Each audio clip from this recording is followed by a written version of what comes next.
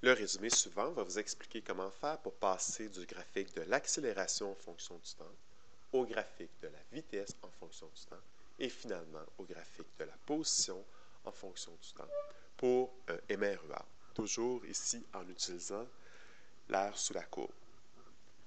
Donc, pour le premier graphique, accélération en fonction du temps, pour un MREA, nous avons une droite qui est horizontale, qui est constante, puisque l'accélération est constante. Donc, si on veut déterminer la vitesse, qu'est-ce qu'on doit faire? C'est trouver l'aire sous la courbe. Donc, l'aire sous la courbe, pour les différentes sections, va nous donner pas la vitesse, mais la variation de vitesse. L'aire sous la courbe ne donne jamais la valeur d'une grandeur physique, va plutôt toujours nous donner la variation de la valeur, donc le delta V. Puisque le delta V, c'est la vitesse finale moins la vitesse initiale, on a toujours besoin de la vitesse initiale pour pouvoir compléter le tableau du temps et de la vitesse. Donc, bien sûr, cette vitesse-là va vous être donnée. Donc, ici, une vitesse initiale qui vous est donnée, qui est de 5 mètres par seconde. Il n'y a aucune façon de savoir cette vitesse-là, sauf si elle vous est donnée. La plupart du temps, c'est 0, mais ici, ce n'est pas le cas, c'est 5 mètres par seconde. Donc, maintenant, comment on va procéder? Donc, si on regarde le tableau, on peut voir qu'on a 6 cases en tout, donc on a 0 plus 5 cases. Donc, tout simplement, on va calculer l'aire sous la courbe pour des intervalles de 2 secondes. Donc, on va calculer à 2, à 4, à 6, à 8 et à 10 secondes. Donc, toujours l'aire sous la courbe.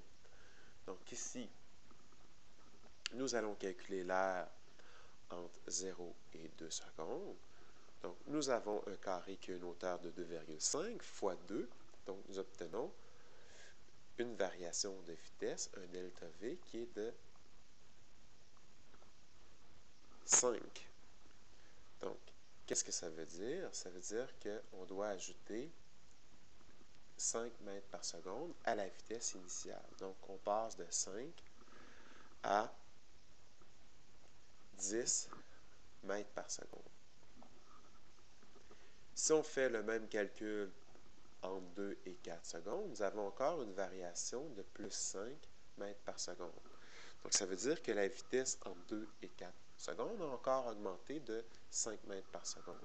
Donc, on va prendre le 10 et on va encore ajouter le 5. Donc, on va passer à 15, et ainsi de suite, là, jusqu'à 10 secondes, à 20, à 25 et à 30 mètres par seconde.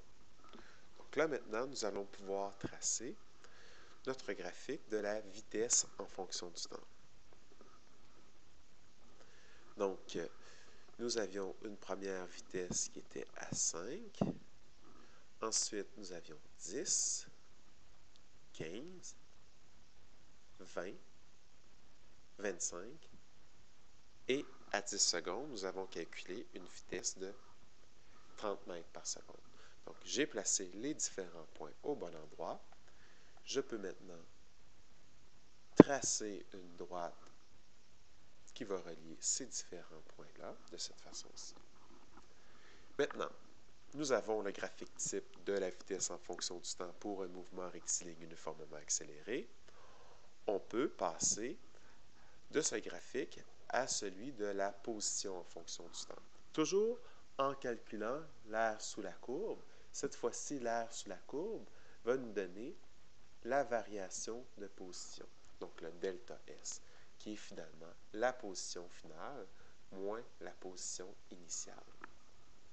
Donc, encore une fois, la position initiale va devoir vous être donnée puisque l'aire sous la courbe ne nous donne pas la position, mais la variation de position qui est le déplacement. Donc ici, encore une fois, si on regarde le nombre de cases que j'ai à remplir, on voit qu'on veut la position pour chaque 2 secondes. Donc, 0, 2, 4, 6, 8 et 10 secondes. Donc, on va toujours calculer l'aire sous la courbe pour des intervalles de 2. Ici, l'aire va être un peu plus difficile à calculer puisque nous avons un trapèze. Donc, qu'est-ce que nous allons devoir faire? C'est prendre la petite base plus la grande base fois la hauteur divisé par 2. Donc ici, pour le premier calcul, nous avons à faire 5 plus 10 fois 2, qui est la hauteur, divisé par 2. Donc, ça fait 15 fois 2, 30, divisé par 2. Nous obtenons 15. Maintenant, entre 2 et 4 secondes, donc si on effectue le calcul, donc finalement l'air qui va être assuré ici en bleu, qu'est-ce que nous allons avoir? Nous allons avoir 10 comme petite base, plus 15 comme grande base. Encore une fois une hauteur de 2, divisé par 2. Donc, nous obtenons une valeur de 25. Donc, on doit tout simplement ajouter 25 au 15 que nous avions précédemment trouvé. Donc, nous obtenons une position de 40 mètres à 4 secondes.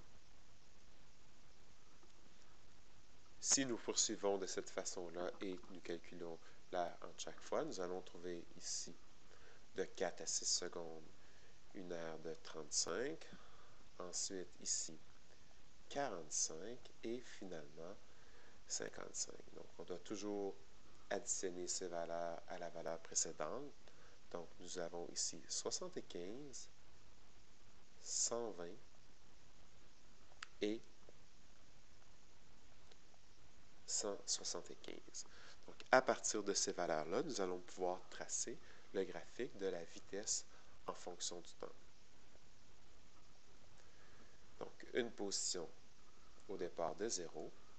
Ensuite, à 2 secondes, nous avons une valeur de 15. À 4 secondes, 40. À 6 secondes, 75. À 8 secondes, nous avons 120. Et à 10 secondes, 175. Donc, on voit bien que nous avons la courbe type d'un mouvement rectiligne uniformément accéléré. Désolé là, pour la ligne qui est un peu croche, malheureusement. Quand on veut tracer cette droite-là, normalement, on va prendre une règle qui est souple et nous allons la plier pour pouvoir bien tracer la droite.